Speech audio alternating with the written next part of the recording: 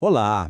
Hoje a gente vai desvendar uma das ferramentas mais cruciais para entender a saúde financeira de qualquer negócio, a famosa DRE, ou Demonstração do Resultado do Exercício. É ela que nos ajuda a responder uma pergunta bem interessante. E a pergunta é essa: será que uma empresa pode vender milhões, faturar muito alto e no fim das contas não ter lucro nenhum? Parece um paradoxo, né? Mas a resposta, que talvez surpreenda, está toda detalhada em um único relatório. E essa resposta está justamente na DRE.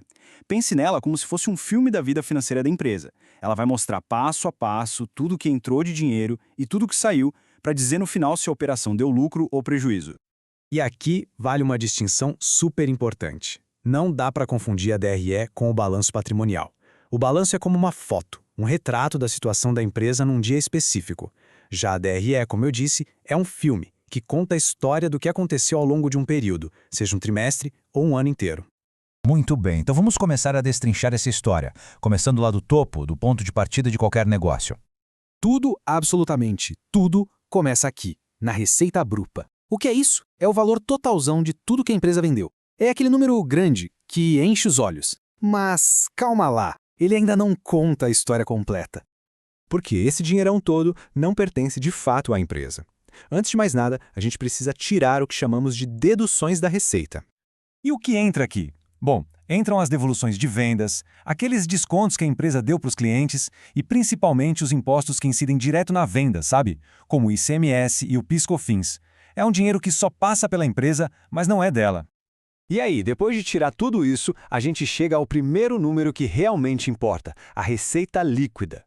É a partir daqui que o jogo começa para valer. Esse é o dinheiro com o qual a empresa vai de fato trabalhar para pagar suas contas. Ok, com a receita líquida definida, vem a próxima pergunta lógica e inevitável. Afinal, quanto custou para gerar essa receita? Para vender um produto, a empresa teve que fabricá-lo ou comprá-lo de alguém, certo? Então, qual foi o custo direto disso? Esse é o chamado custo das vendas. Ele engloba todos os gastos que estão diretamente, intimamente ligados à produção ou à compra daquilo que foi vendido. E olha que interessante, dependendo do tipo de empresa, esse custo ganha um nome diferente. No comércio, a gente chama de CMV, custo da mercadoria vendida. Na indústria, é o CPV, custo do produto vendido. E para quem presta serviços, é o CSV, custo do serviço vendido. Então, quando a gente pega a receita líquida e tira esse custo direto, a gente chega num marco importantíssimo, o lucro bruto.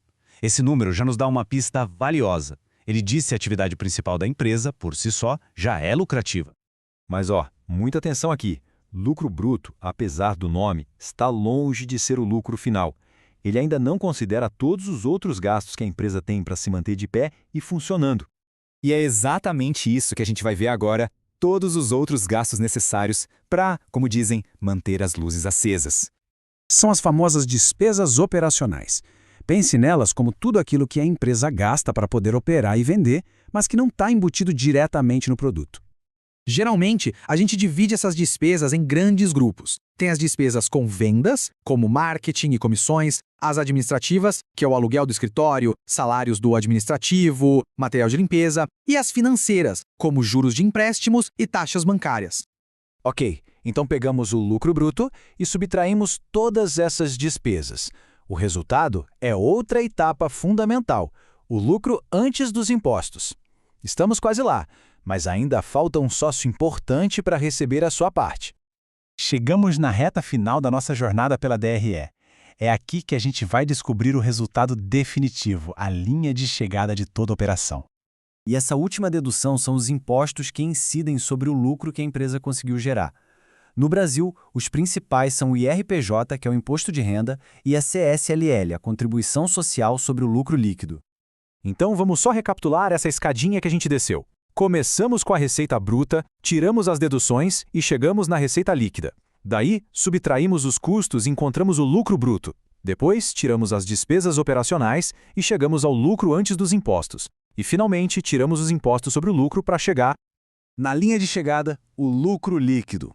É aqui que a mágica acontece e a gente responde à pergunta inicial. Sim, uma empresa pode faturar milhões em receita bruta, mas se os custos, despesas e impostos pelo caminho forem muito altos, o resultado final pode ser zero ou até mesmo prejuízo. É este número que realmente diz se a operação valeu a pena. Mas a história não acaba com o lucro no bolso. Se o resultado foi positivo, surge uma nova e importante pergunta: o que fazer com esse dinheiro? E aqui, basicamente, existem alguns destinos. O lucro pode ser distribuído para os sócios como dividendos, ele pode ser reinvestido na própria empresa para comprar máquinas novas, expandir, ou ainda pode ser usado para compensar prejuízos de anos anteriores. Ou seja, o lucro líquido não é o fim da linha, mas sim o combustível para o próximo capítulo da história da empresa.